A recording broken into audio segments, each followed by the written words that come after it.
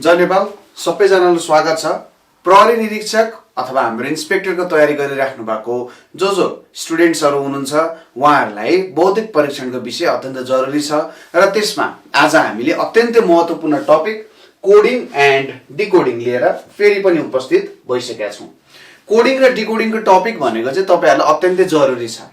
हुन त लोकसेवाको कुनै पनि परीक्षामा कोडिङ एन्ड डिकोडिङको टपिक कहिले छुट्दैन र तपाईहरुलाई पनि यो टपिकबाट प्रश्न चाहिँ एउटा प्रश्न तपाईहरुलाई आउँछ नै आउँछ। त्यसैले यसलाई बुझ्न एकदमै जरुरी छ, पढ्न अत्यन्तै जरुरी छ है त। अब विद्यार्थीलाई म एउटा यहाँनेरि एक्जाम्पल दिन्छु, कोडिङ भनेको के हो, डिकोडिङ भनेको के हो भन्ने कुरामा म एउटा एक्जाम्पल दिइरहेको हुन्छु। जस्तै तपाईको के हुन सक्छ, कोही प्रेयसी हुन सक्छ है, प्रेयसी हुन सक्छ। अब के हुन सक्छ भन्दाखेरि अब तपाईले चाहिँ प्रेयसीको लागि एउटा प्रेम पत्र लेख्नु पर्ने छ है, प्रेयसीको लागि एउटा प्रेम पत्र लेख्नु पर्ने छ, दिनु पर्ने छ। यो प्रेम पत्र त जसको हातमा पनि पर्न सक्छ, प्रेयसीलाई इम्पोर्टेन्ट मेसेज पठाउनु पर्ने छ तपाईले। हो त्यो बेलामा तपाईले के गर्नुहुन्छ भने पहिले देखिने कुराहरू एउटा लेटर हुन्थ्यो, त्यो लेटरमा अब के हुन्छ यहाँनिर यसरी पेपरमा 143 भनेर लेखेर पठाउँथ्यो हैन। अब यहाँनिर यो कुरा अरु कसैले हेर्यो भने पनि के बुझ्छ त, ए के 143 लेखेर पठाए रहेछ, बौला रहेछ भन्छ। तर यदि प्रेयसीले हेर्यो भने यसलाई के भन्छ त, ए उले त मलाई के भने रहेछ त, आई लभ यु भने रहेछ भनेर बुझ्छ। हो यति नै हुन जान्छ कोडिङ एन्ड डिकोडिङको मेन कुरा। कोडिङ भनेको चाहिँ के हो त, तपाई प्रेम पत्र लेख्नु भएको छ भने तपाईले प्रेम पत्र लेख्दाखेरि आई लभ यु लाई के बनाउनु भयो त, 143 बनाउनु भयो। तपाईले आफूले त बुझ्नुहुन्छ तर अरूले बुझ्दैन हैन। हो यहाँनिर तपाईले आई लभ यु लाई 143 लेख्नु भनेको त्यो कोडिङ हुन गयो। अब डिकोडिङ भनेको चाहिँ तपाईको प्रेयसीले के बुझ्छ त भन्दाखेरि डिकोडिङ भनेको चाहिँ 143 भनेको आई लभ यु भन्न खोजेको हो भनेर उले बुझ्छ। त्यसको कुनै रुल छ, उले बुझ्छ। 1 मा आई बुझ्छ उले, 4 मा 4 वटा अक्षर भनेर लभ बुझ्छ र 3 मा 3 वटा अक्षर यु बुझ्छ हैन। अब यसको अरु के कुराहरू होला, तर कोडिङ भनेको के हो त भन्दाखेरि कुनै पनि कुरालाई अर्कै रूपमा प्रस्तुत गर्ने ताकि अरूले नबुझोस्, देखे पनि नबुझोस्, हो त्यसलाई कोडिङ भनिन्छ। र डिकोडिङ भनेको चाहिँ कस्तो हो भने जुन मेसेज छ हैन, जुन मेसेज छ त्यो जसले पाउनु पर्ने हो हैन, उले चाहिँ त्यो कुनै न कुनै तरिकाले त्यसलाई बुझ्छ, कुनै एउटा नियम अनुसार, कुनै एउटा रुल अनुसार त्यो मेसेजलाई बुझ्न सक्नु भनेको के हो त, डिकोडिङ भनेर बुझिन्छ। यही नै कोडिङ र डिकोडिङको मेन कुरा भयो है, कोडिङ र डिकोडिङको मेन कुरा हो। अब यो कोडिङ र डिकोडिङमा हामीले मूलभूत रूपमा सामान्य रूपमा के प्रश्नहरू तपाईहरुलाई आउन सक्छ, कस्तो कस्तो खालको प्रश्नहरू तपाईहरुलाई सोध्न सक्छ, यसको बारेमा म तपाईहरुलाई केही जानकारी गराउन चाहन्छु। सामान्यतया कोडिङ र डिकोडिङ भनेको अक्षरमा हुन सक्छ हैन, तपाईहरुको केमा हुन सक्छ। पहिलो कुरा भनेको तपाईहरुको कोडिङ र डिकोडिङ अक्षरमा हुन सक्छ, त्यसैगरी संख्यामा हुन सक्छ, अक्षरमा हुन सक्छ, संख्यामा हुन सक्छ अथवा मिक्स्ड अक्षर र संख्या दुवैलाई जोडेर पनि तपाईहरुलाई प्रश्नहरू सामान्यतः दिइरहेको हुन्छ है। अक्षर संख्या अथवा यिनीहरुको मिक्स्ड फर्ममा चाहिँ तपाईहरुलाई क्वेशन्सहरू आइरहेको हुन्छ है। यो एउटा कुरा भयो।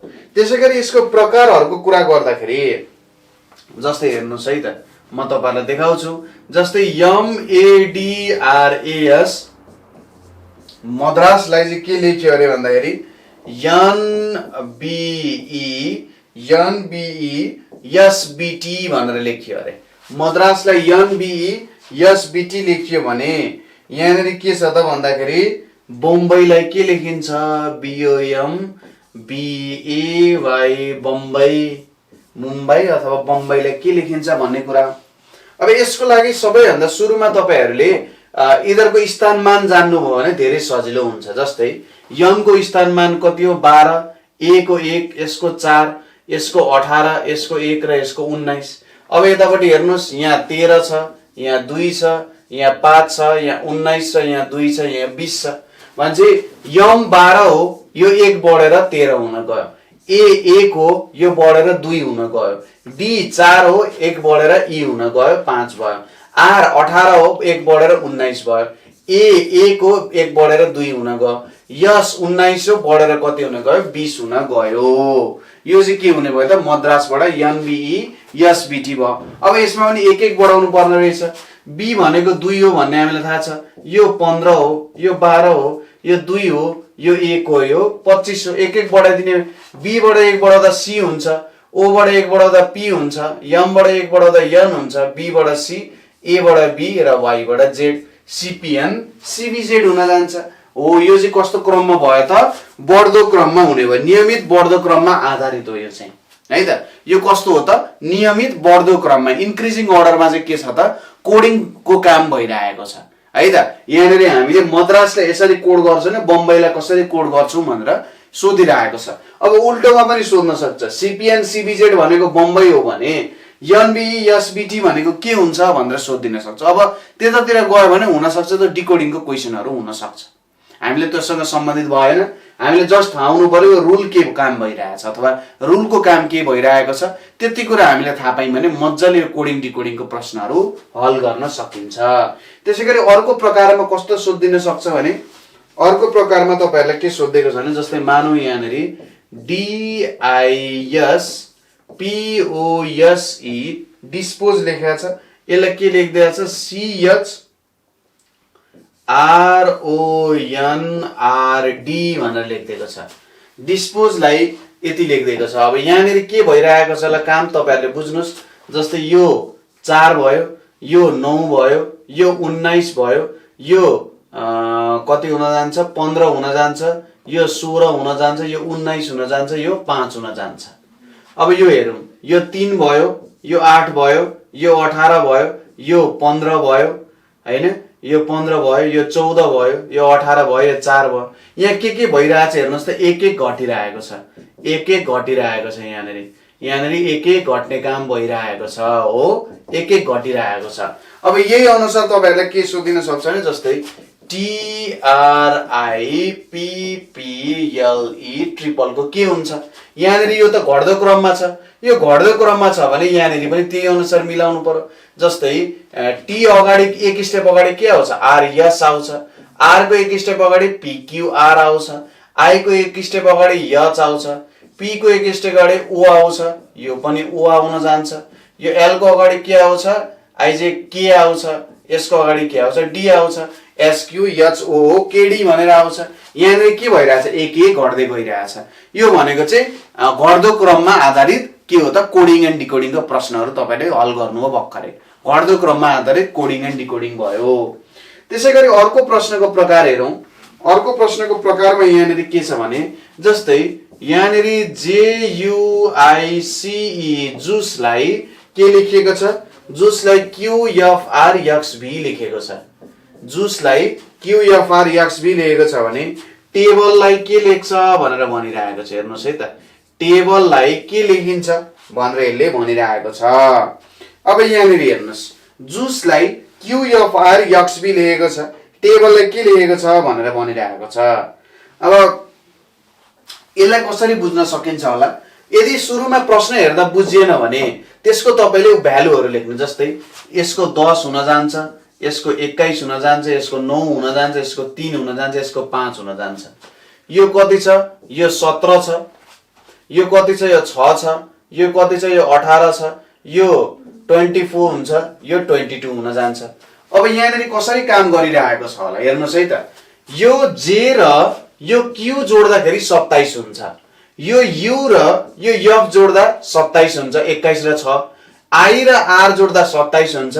C र X जोड्दाखेरि 27 हुन्छ र यो E र यो V को स्थानमा जोड्दा 27। यदि कुनै पनि दुईटा अक्षरहरू जोड्दाखेरि तिनीहरुको मान चाहिँ 27 हुन्छ भने तिनीहरुलाई अपोजिट लेटरहरू भनेर भनिन्छ। अपोजिट लेटर्सहरू भनेर भनिन्छ। जोड्दा 27 भने बुझ्नु तिनीहरु के हुन् त? अपोजिट लेटरको काम भइरहेको छ। अब यहाँ पनि त्यही आधारमा तपाईहरुले बुझेर गर्न सक्नुहुन्छ। जस्तै T भनेको कति भयो त? 20 भयो। A भनेको 1, यो 2। अब यहाँनिर L भनेको कति आउँछ? 11, E भनेको 5 आउँछ हो, यो आउँछ। अब यहाँनिर हेर्नुस्, 20 मा यहाँ 27 7, 1 भनेपछि यहाँ 26, 2 भनेपछि 25, 11 भनिसकेपछि यहाँनिर कति हुन जान्छ? 16 हुन जान्छ। 5 भनेपछि कति हुन जान्छ? 22 हुन जान्छ। भनेपछि यहाँनिर के आउने रहेछ त तपाईहरुको? यहाँनिर 7 मा हेर्नुस् है त, 7 भनिसकेपछि G आउन जान्छ।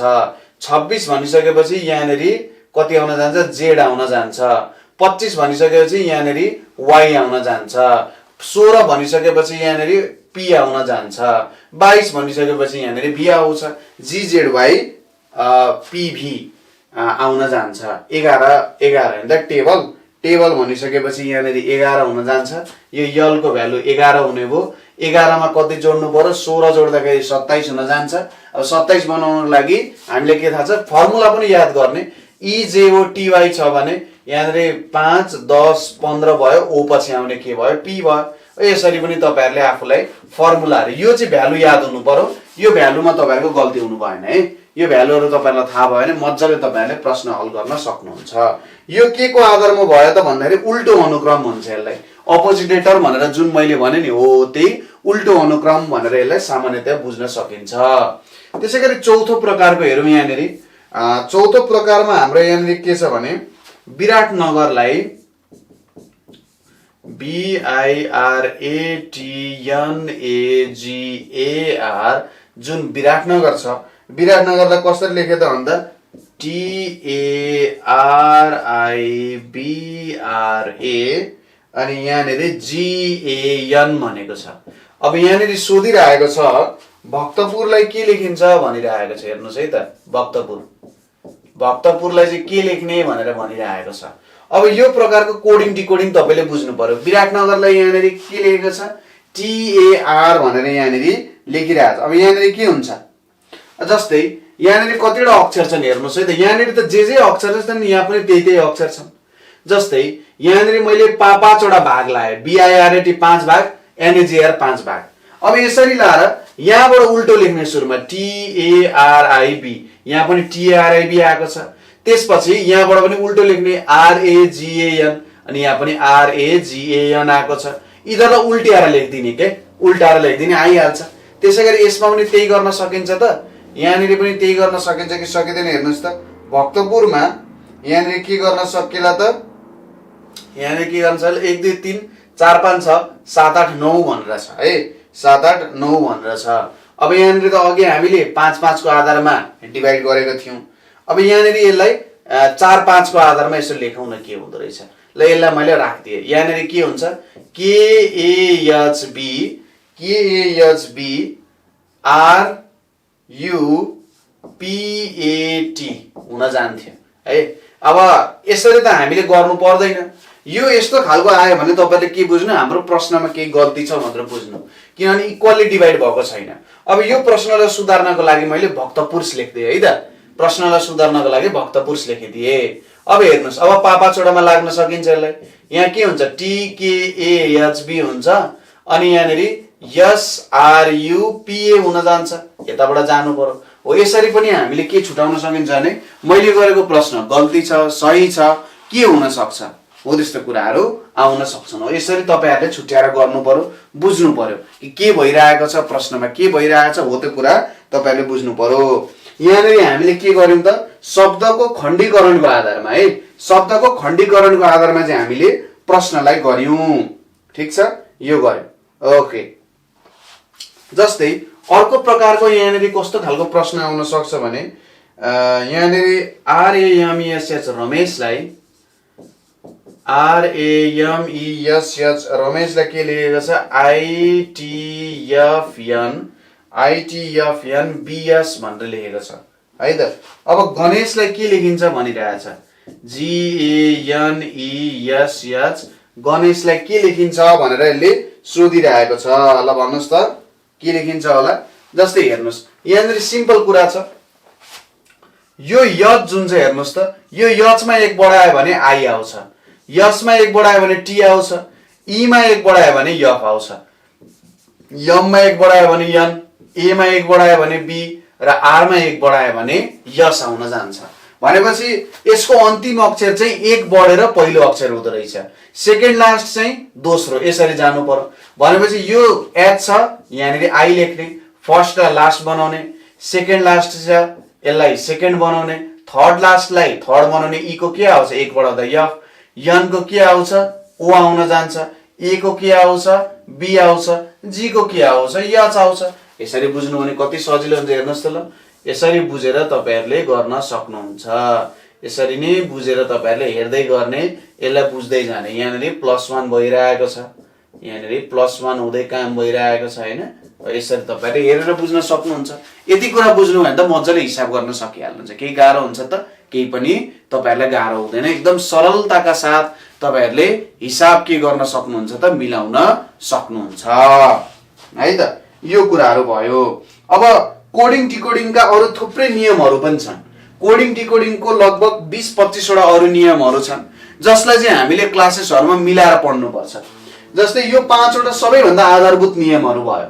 यो 5 वटा सबैभन्दा आधारभूत नियमहरु भयो। अब यही नियमहरुलाई विभिन्न तरिकाले जोडेर प्रयोग गरिन्छ है। यही नियमलाई विभिन्न तरिकाले जोडिन्छ, प्रयोग गरिन्छ। कुनै बेला जोड घटाउ हुन्छ, गुणान पनि हुन सक्छ, त्यहाँनेरि अपोजिट र जोडेर पनि गर्न सक्छ। हो यस्तो प्रकारले प्रश्नको डिफिकल्टी बढाउँदै जान्छ। हो यो कुराहरु हामीले क्लासेसहरुमा अझै राम्ररी अध्ययन गर्छौं र क्लासमा जोइन गर्नका लागि तपाईहरुले 9849595895 को WhatsApp तथा भाइबरमा सम्पर्क गरेर क्लास जोइन गर्न सक्नुहुन्छ है त। यो नम्बरमा सम्पर्क गरेर क्लास जोइन गर्न सक्नुहुन्छ ताकि तपाईहरुले जुन प्रहरी निरीक्षक इन्स्पेक्टर बन्ने जुन सपना छ त्यो सपना तपाईहरुको पूरा होस् र हामी तपाईहरुलाई आईक्यू, जीके तथा अरु विभिन्न विषयवस्तुहरुमा तपाईहरुलाई हेल्प गर्छौं र तपाईहरुको उज्जवल जुन भविष्य छ, जुन तपाईहरुको सपना छ, त्यो सपनालाई पूरा गर्ने काम गर्छौं। आजको लागि यति नै। नेक्स्ट भिडियो लिएर हामी फेरि पनि उपस्थित हुने नै छौं। हस्त, नमस्ते।